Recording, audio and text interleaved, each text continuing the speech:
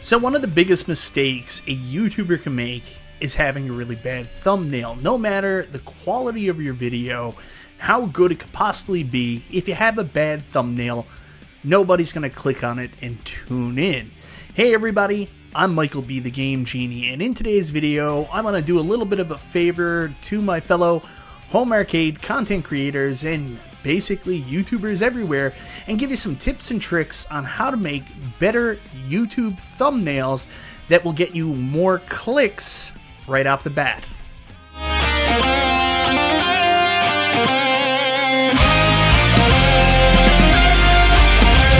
So that's right guys, today's video is going to be very different from me, but I'm going to be giving you some tips and tricks on how to make better YouTube thumbnails, and I'm actually going to apply these same tips and tricks to a demonstration as I make the thumbnail for this very video. But before we get into that, I want to say thank you so much everybody for checking out the video. Guys, I always appreciate the support. If this is your first time to the channel, you like what you see, go ahead, subscribe. Click the bell for notifications, all that YouTube jazz.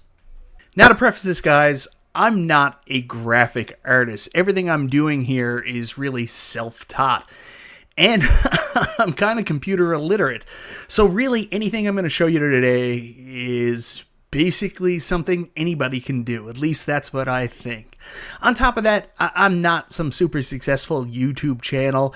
I just make thumbnails that I think look pretty good, follow a simple formula, and don't take a lot of time. And I think it could really help a lot of people up and coming on YouTube, and especially in the home arcade community.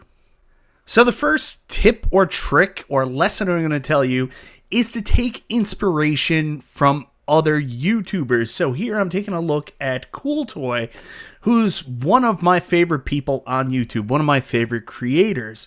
He makes awesome thumbnails. He makes awesome videos. Basically, if you want to be a good YouTuber and a good person, just do what Cool Toy does. So he's one of the people I take a lot of inspiration for. If you want to look at the higher end, take a look at somebody like Wood Hawker. I met Wood beat 'em ups. Well, met him. Met him through YouTube and started following his videos way back when he was under 1,000 subscribers. And, you know, he has grown exponentially. He's currently at 1.74 million subscribers. And of course, I mean, he's got great thumbnails. They basically follow all my principles, which I'm going to talk about today. Keep in mind that it also doesn't hurt that he's a really handsome dude. I mean, let's be real here. Mofo could be on the cover of a 90s romance novel. He's that kind of handsome. And of course, he also has that, you know, great Australian accent. He's covering modern gaming and Switch, which is super popular. But the big thing that draws people to watch his videos are great, simple thumbnails that get the point across about what the video is. Then you got a guy like RGT85. Again, he makes great thumbnails. Some more simple than others, some are better than others, but he uses a lot of the same elements that I'm going to talk about today. Another person that makes really good thumbnails is my buddy John Riggs. John is such a nice guy, and he's got it down to a science, man. He knows exactly what to do. And you'll notice from all these I'm showing you, they all have very similar elements, which we're going to talk about today. So guys, I said inspiration, but really what you're doing is kind of copying or stealing. That's right, the secret ingredient is crime. Well, not really. You're going to take inspiration. You're going to take a look at what some of these more successful YouTubers do. And then, of course, you've got to apply your own style to it. You just can't carbon copy what somebody else is doing and expect it to work. You've got to put your own stamp on it and make it yours. So going back to beat 'em ups thumbnails, I want you to take a look at some of the things you're noticing here. And one of the things I want you to notice is the lack of text on his thumbnails. It's very little and really only there to show emphasis. He doesn't put like full titles there. He doesn't put explanations, nothing like that. If there ever is words or text on his thumbnail, They're merely there for emphasis. You'll go to RGT85 as well, and you're going to see the exact same thing. Take a look at this thumbnail here, showing off the PlayStation Portal, which I agree with them, is stupid, and that's the only word on the thumbnail. So a lot of YouTubers make the mistake, they put tons and tons of little tiny text on their thumbnails. So if you take a look at my thumbnails over the course of the last little while, what I like to do is I put very, very little text, and when I do, I only put it there to emphasize the video that's going up, or I use real, PNGs, which we'll talk about in a bit, actual logos to emphasize what we're doing along with a little bit of text. The other thing about text is you also want to be careful. You want to do it something that's super, super visible. You don't want something that's hard to read or hard to see. That doesn't do you any favors. So you always want to go with kind of like a bright color. I use yellow a lot because it's a simple color that looks good.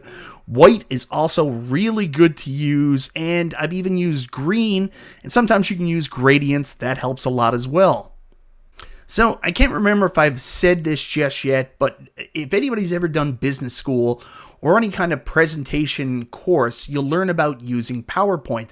And they always tell you fewer words on your PowerPoint presentations, the better. I mean, basically, you don't want to just be reading off the PowerPoint. You want headlines or attention-grabbing lines up there, and then you're going to get a chance to be descriptive. That's what you're doing here with your thumbnail as well. You're giving a visual aid to your video that's going to help get people in the door. That's what you want to focus on, and all the words and text you want to get in there should be in the title to your video. That's where all the meat is. If you want to do your clickbait title, or if you want to do your substantial title, that should be the title of the video, not necessarily on the thumbnail. Now, another thing you're going to notice about some of these more successful YouTubers with good thumbnails, you'll also notice they're always in the thumbnail. Is this because they're vain addicts that need to put themselves above the topics that they're covering? No, it's because they want to identify with the audience. They want people to see in the thumbnail the person that's going to be explaining the topic to them. Really, I don't know why it works, but it just works. Look at RGT85. Look at Retro Ralph. Look at P-Dub's Arcade Loft. Look at the Cornercade. Look at Biggie D. And then look at John Riggs. Look at Cool Toy. They're all here. They all put themselves in the thumbnail because it adds this immediate, attention grab or immediate feel of familiarity. And I know there's people out there that make fun of it about the shocked face or the awe face or something like that. And they're like, I would never succumb to doing that in my thumbnails. Well, that's fine. But guess what? For some reason, it works. As much as people hate it and they make fun of it, people like that surprise face. People like a happy face. People like all kinds of faces. They want to see you reacting to what's happening on screen, the topic and the video. Make sure you put yourself in the picture. Now, the other thing about that is, you'll notice in all of Cool Toys, he never just shows a picture of himself in a room. If there's a picture of himself, it's cut out and put over some kind of layer, so it's visually appealing. And here's the trick to that. You want to make sure you're using PNGs. Now, me personally, I realize I've aged hideously over the last couple of years, so lucky enough, a couple of years ago, I had a bunch of screenshots I grabbed from YouTube, and I reuse these on video after video. I put myself in back when I looked a little bit better than what I did. So what I did, these are screen grabs or pictures I took with a green screen. Then I just cut out the background, and then when I go into the video, I empty out the background and put myself on the thumb. So you can see here on my video, I use some kind of variation from time to time of one of these pictures just to let people know I'm there, I'm aware, and I add that to every picture. Now, every now and then, like this one Epic Arcade pickup, I'll use a new modern picture of myself, which I don't love because I'm so old and fat now. But at the same time, if it adds to the video, like I'm there with that picture of Tron, with the Tron arcade machine, I actually have that whole picture, and then I cut myself out and added myself back in so I could skip the half and half screen. Anyways, always make sure you get a picture of yourself, and always make sure you cut it out. Now, for those of you not familiar how to do this, this is just me with a white background. There's two ways when it's just a solid color background. You can get everything out by using the magic eraser tool. That'll provide me with my transparent PNG in the background. Then I can move it to the body of the email. But if you do have a bunch of colors and stuff in the background, there's different ways to get the background images out if you don't have a green screen available. Like iPhone has a new tool where you can just take the picture and then move the stuff across. If you do use Photoshop, one of the cool ways to do it is select subject, and it'll actually outline around the main picture. But say, for example, there's something that it catches on, like a lot of times if I take a picture, it'll catch on other stuff or miss certain elements of me. You can also use this wand tool, and you go down to subtract and add, and you can actually add to the image and take away to get to what you need. Either way you do it, just make sure you get yourself a picture of you doing what you need to do in a PNG format. Now, next up is a really simple trick that everybody here should already know. Get your images off the internet, but make sure you get the highest resolution images possible. Nobody wants a fuzzy or distorted image on your thumbnail because all you could find was a really low resolution picture. So, for example, let's go find a picture of Arcade 1-Up Time Crisis. So we can go to the brick here, and you'll notice this picture is 692 by 1500. That's not bad. Let's see if we can find a better one. Here's the one from Arcade 1-Up directly, 2500 by 2500. That's the one we're going to want to go with. So when we add this to what we're doing here, we'll save it. That way you're going to get a super big picture that you can take down, and it will look great. Now, the other thing is, too, when you're putting pictures on a thumbnail, you also want to make sure there's nothing else in the picture. You want to get something that, again, you can do just like the picture you did of yourself, where you cut the background out and just have the image. So I'm going to take you inside the sausage factory now and show you a little bit more specifically. So right here, this is a thumbnail I made for the Arcade 1-Up Deluxe Street Fighter 2 Championship Edition, just announced, and as you can see here, this was actually a super high-res image of the new Street Fighter 2 cabinet that came out. I actually had to get this. What I did was I went through my phone and went to the Arcade 1-Up website and actually got like a super large picture, because I've been finding when I've been going through my browser, getting it through the Arcade 1-Up direct website, I've been getting tiny pictures, but for some reason through my phone it takes giant pictures. Then I send it to myself, and then I ported it over. I took all the background information out, and I put it on my slide. Now, that's how you get a good image there. There's my cutout image. As you can see, very little text. And also these two images I got off the internet, the Arcade 1-Up logo, and also the Street Fighter 2 Championship Edition logo. So all these are super high-res images. They look good. Very little text. There's a picture of me, and you have a very good-looking image of the product. Now, another thing I do want to address is spacing. Spacing is super important when you do this stuff. So one of the hard things about covering like home arcades, even quarter arcades and stuff like that is, this is a product that's actually really small and really narrow. And if you want to show it properly on your screen, I mean, you're not going to be able to take up a lot of real estate across the page. So what I found with the arcade products is they either go on one side or the other. So what I like to do is I kind of go half and half to add a lot of color and vibrancy to my thumbnails. So I'll put my cabinet to the side and then my text all on the other side. And I try to keep my text on the other side as symmetrical as I possibly can. Is it the right way to do it? I don't know, but that's just one way I look out. Then with the backgrounds, I do want to talk about this a little bit. You don't want the background to be too busy to take away from the main product you're showing. So a lot of people will just do a colored background. Blue is super popular. Do a variant blue. What I did here was I had a really cool Street Fighter image, and then I applied Gaussian blur effect to it. So I went to filters, Gaussian blur, and then added a Gaussian blur to it. And that's how I got that soft, cool, subtle Street Fighter image in the background. in front of the cabinet. Another thing people like to do with images to differentiate them from the background is they can apply, shadows and stuff like that. But what I like to apply is a stroke, add a little one like this, and then this is super Photoshoppy now. So if you don't have Photoshop, I apologize. But then I change the color to white, and that really makes it pop and stand out from the background. So that's something else you guys can try. Anyways, the important thing is getting good, clean images, making sure they're PNGs, and putting them in the right place on your thumbnail.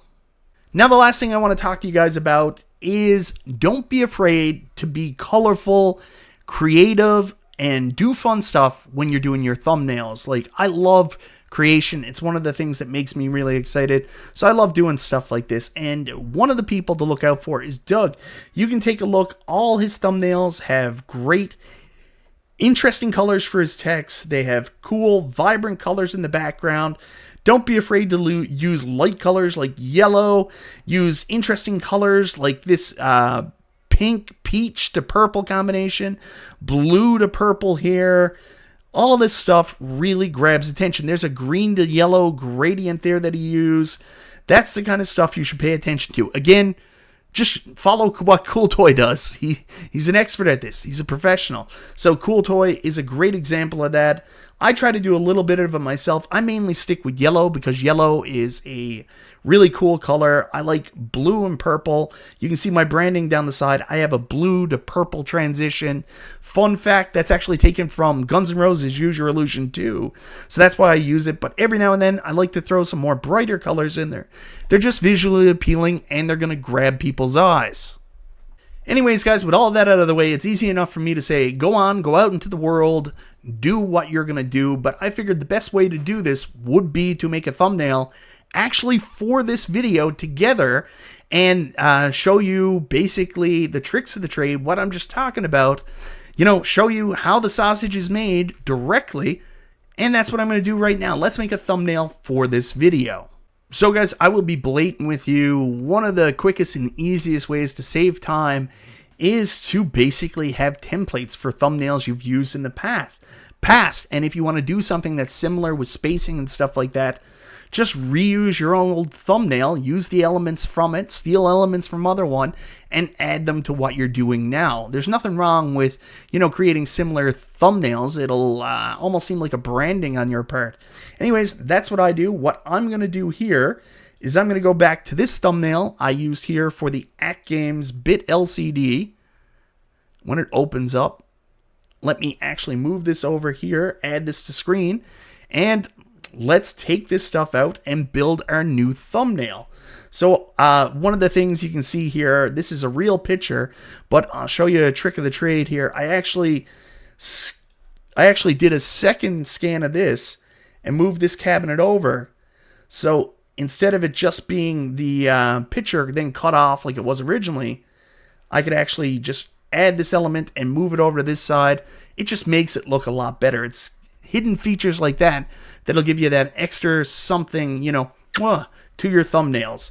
Anyways, what we're going to do now is get rid of most of this stuff because we're going to do our new thumbnail. So one of the first things we got to do is actually grab some elements that we're going to use in our thumbnail. One of the things that I want to show and showcase is the thumbnails I'm using myself. I want them to be kind of a background element that people can see, and it'll add to the thumbnail. So what I'm going to do is I'm actually going to screen cap this and then go get it and cut it out to be part of my thumbnail. So guys, here's the cutout. So the first thing I'm going to do is edit the screen grab right away and grab the part that I really want, which is these videos here. And this will give me the best picture I can of all my thumbnails. So I don't know what size it's going to be. Anyways, we're going to save as copy. Yes, download, save. So we'll exit out of that picture now. We'll bring back up our presentation, and we're going to find where I did that. I think that should go into downloads, and I am correct. So now we are going to take that, put it back into the presentation, and this will come up as a whole nother page. So then what we're going to do is take this and put this over here. And as you can see now, it's now a background that we're going to use in the video. Now, here's a trick of the trade. If you guys don't know, you can actually superimpose one image over another. As you can see, I've got this white half screen thing done there. Now, if I hit the Alt button, if you're using Photoshop, that is, you can actually superimpose it so it just takes up the white space. So that's what I want to do. Now, I'm actually going to go grab a picture of myself from the bunch of pictures I was showing you earlier. I don't want to go too far because I've got some lurid photos of nostalgia down here somewhere that nobody needs to see. There we go. We're going to go with this image. So again, we'll take that back, bring that to Photoshop. Oh, look at me. I'm hideous. So with this one, I can just white out the background, and we'll take this image, put this over here, and then we'll put this guy here. Obviously, I didn't white out everything. So we'll go back, take the rest out, see if we got anything left over. We do. Usually it's a one-shot deal, guys, but with this, so right there, that's where we're going to put ourselves. Maybe shrink us just a little bit. And there you can see me in front of all my thumbnails. But I think the thumbnails might be a little bit distracting. So what I might do, there's different ways that you can diffuse it, like I talked about earlier. One way is to do a filter. Make sure we're on the right layer, which is this one here. So we can do filter. Then we can do a Gaussian blur. You don't want to take it too much. I usually go with something like a 16. And then that will do it that way. But honestly, I think that takes away from it too much. So we'll undo that. And another trick is to actually add a gradient to fill layer. So what we're going to do is we're going to bring out our gradient tool. And then we're going to get a gradient pattern we like. So I'm just going to bring up this black one here. And I'm going to change the color because I really want it to be more like this gray all the way down to this gray. So what I'll do here is actually add that gradient in the gradient layer. So here, and then that will become the new background, but we are going to add that to the same one here. So then we go to Style and we hit Visibility and we add that, and now as you can see, all the thumbnails are still in the background, but we have a sheet over it that kind of dilutes the picture and doesn't take away from me too much. I think I'm going to stick with this. I might come back and change it. We will see. Now, unfortunately, we do need another piece of media that we're going to have to source from the internet. We need the YouTube logo. So I'm going to look up YouTube logo, and once again, I'm going to find one. How big is that? 500 by 264. Don't like that. How big is this one? 900 by 179. That's a little bit better.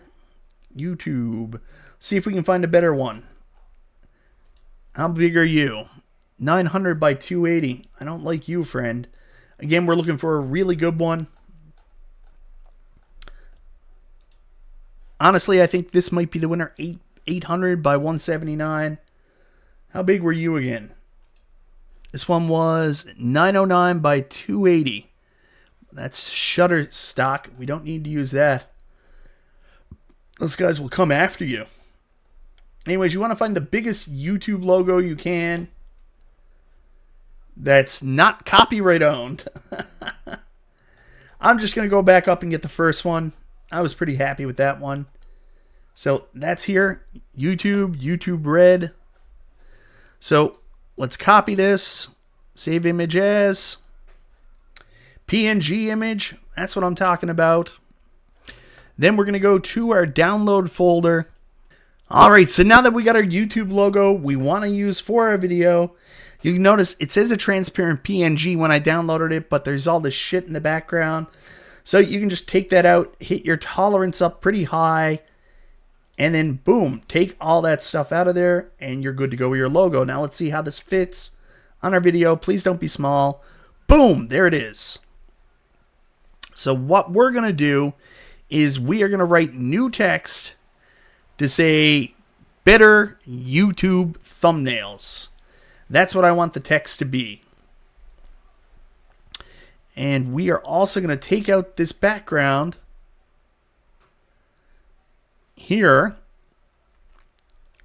because that's a transparent background, transparent background, transparent background, and there we have our main layer, Robotron. I love Robotron. So we'll take that out, and what we're going to do, we're going to add a new layer, gradient fill. Let's bring up the gradient fill I used earlier. Now, there's lots of patterns you can use. I'm just going to go with a simple blue to a darker blue as my side one. And then I am going to place that here up and down. Nice and easy and clean. And that's what we're going to go with. So what we're going to do is we're actually going to take this text out because I don't like how it's angled. Sometimes angled is fun. I don't know if I want angled for this. Maybe I do want angled. Let's stick with the angled. So right here, much needed nostalgia. We're going to reuse that text because we got features added to it. Maybe better if I just did it clean. So let's take it. Boom. Boom. Let's take it out of there. Now, usually you can just reuse it, but I'm going to do it and make it clean for you guys so you guys can see. So we're going to add our text now. I use a text called Bangers Regular. That's a good one to use. You want to use something that's big, visible, people can see. Bangers Regular is a particular font a lot of YouTubers use. Another one that's really popular is Bada Boom. Bada Boom's another really popular text. Has a similar look. I think we're going to stick with yellow. Size 240. Let's see how this looks. Better. Might need to go a bit bigger. Better. And then we'll add another text layer. Thumbnails. Loudest keyboard in the world, and you guys get to hear it during a produced video. Better YouTube thumbnails. Now you want to make sure this is all centered. You can resize to get whatever you want, but I actually like the way it looks. We're going to make this one bigger. So right now I got it at 240. Let's jump it up to 300. See how that looks. Better YouTube thumbnails. Now, I would usually keep myself a little bit lower here.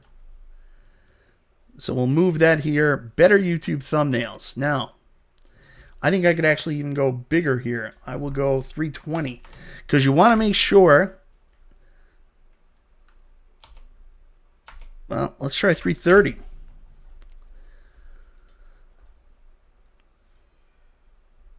All right.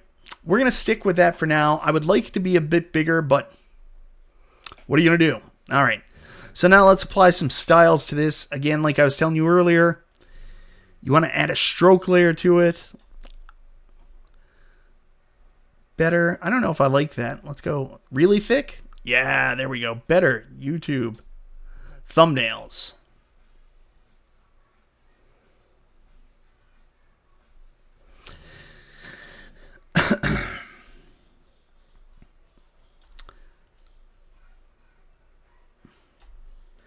I'm going to lower a bit because I do like it to be symmetrical. I don't like how this is a little bit short, so let's actually jack this up a little bit. Let's try 400 and see how that looks. There we go. Better YouTube thumbnails. So that's with just the yellow text. Then another thing I like to do is add a kind of drop shadow to that to give it a little bit more emphasis. So I'll go to layers or styles and look up drop shadows. Boom. And that adds a little bit more of a pop to it. Now we're going to add drop shadows to this.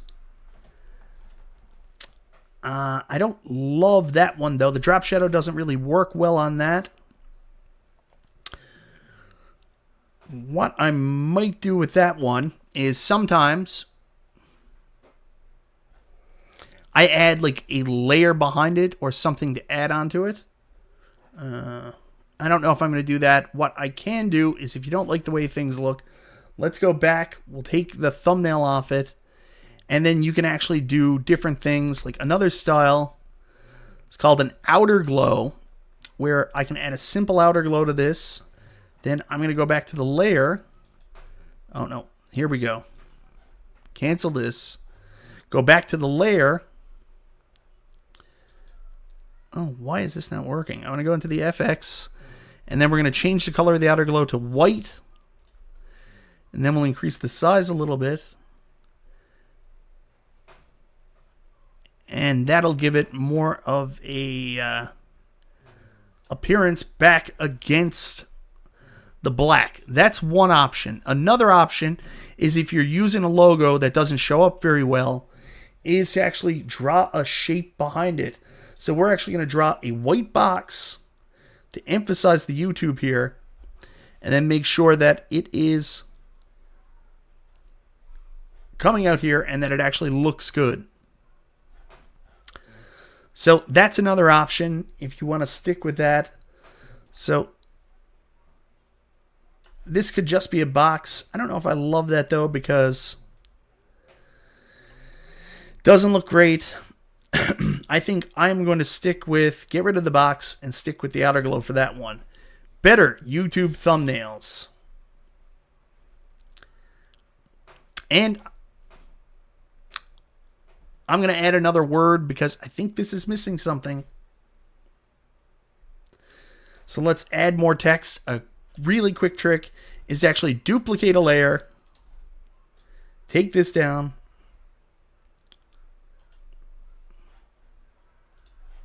So we duplicated thumbnails. We're going to draw this one down. And we're going to say better YouTube thumbnails quick. Resize everything so it fits good. Kind of breaking my old rules about the number of words here, but it all emphasizes. Then another trick is you want to make sure that your words are lined up correctly. So what we're going to do, we're going to put this one here. And that is our thumbnail. The only thing I will say, that gray layer I put there, I don't love that. So I'm actually going to take that out.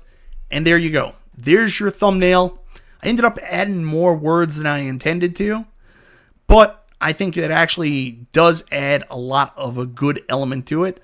And there's the thumbnail we're going to use for our video. So anyways, guys, if I've managed to keep your attention this long, I just think it's something everybody could do.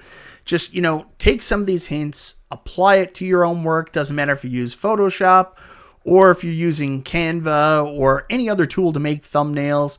The main points I'm telling you here is, don't write too much small text on your thumbnail. Always make sure you're showing off yourself, showcasing yourself, and how you feel about the video that you're putting up. Make sure the main topic is clearly displayed, and any text you use, big, clear, visible, and stands out compared to the background it's up against. And most importantly, have fun. Feel free to use inspiration from more successful creators and just make good thumbnails. Now, if you want to take a look at some people in the community, some newer creators that are growing rapidly, let me just show you these two. So guys, the first person I want to highlight is actually the Cornercade. And you can see the Cornercade, relatively new YouTuber, just about to hit 1,000 subscribers. Take a look at the thumbnails he's making. Really applies a lot of these tips and tricks that I've been saying in the video. There's clear pictures of the product. Obviously, Danny himself, Cornercade, is putting himself and his wife sometimes in the pictures. They're fun, they're pretty, very little text, very good images. Of course, those arrows, so important. You got the look, the face. These are good-looking thumbnails. That's why he's going to grow. Another person I want to mention is, of course, Biggie D's Arcade. Biggie D's Arcade really has a cool visual style, really cool thumbnails using some of the tricks that I have mentioned here. Look at his Wheel of Fortune, Casino Cade thumbnail there, Walk and Talk Tilt. He's got some really good thumbnails, and he is over 1,000 subscribers as we speak. And I'm telling you guys now, as we continue on in the home arcade space, watch these two creators because of the fact they're making really good looking, really attractive thumbnails. They will grow at a rate faster than some of the other people that started at the same time as them. Now, if you are in fact subconscious about using one of these programs, you're not artistic or creative yourself, and you want a quick fix and you're willing to pay somebody for it, I advise you to check out Mason Conrad. Mason is a really super nice guy. He does a bunch of thumbnails and YouTube tips and tricks on how to get better. Like, he's done a lot of whole channel arts for people. He does video clips, different things. Go check out Mason. He is an absolute gem when it comes to YouTube work, and he makes just amazing thumbnails. So going back, a lot of YouTubers that are actually really successful in the space already use Mason. Retro Ralph, for example, all these awesome thumbnails with all the tips and tricks we just talked about, all Mason. Mason is the man with the plan that Ralph is paying to, in fact, make his thumbnails. And even though Ralph is not really in this space anymore, he's not the only person in this space that still uses Mason. P-Dub's Arcade Loft, you can take a look. He's got some thumbnails that are pretty good. Then he's got some thumbnails that are really good. So if you see one of the really good ones here, you can see the distinct Mason styling. Like, he did a Pixelcade, works with At Games Legends Ultimate Mini. This is a Mason job. Going down the Gamer Mini Control Deck Stop, that's a Mason job. Of course, the I Got a Candy Cab, also a Mason job. Mason does some good work. Go check out those guys for references if you want to. But if you are willing to get your hands dirty, try to mess around with one of these programs, believe me, it's not that hard. If I can do it, anybody can. Pick up Photoshop. I just have the inexpensive Elements version, or you're going to use Real Photoshop or any other device and just play around with it to get the look you want. Take these tips and tricks I've given you, take inspiration from some more successful creators, add your own flair and style to it, and you should be on your way to making some better-ass thumbnails. I just want to see everybody in the community succeed, and I hope this has potentially helped you guys. If you have any questions or anything like that, feel free to reach out to me at any time. I'd be happy to look over what you have and give you individual advice and suggestions, something I'm completely up for doing. If you guys don't do YouTube, I'm sorry, this probably wasn't that interesting a video for you, but hope you enjoyed it anyways. Anyways, guys, thank you so very much for watching. This is Michael B. the Game Genie, and I'll talk to you next time.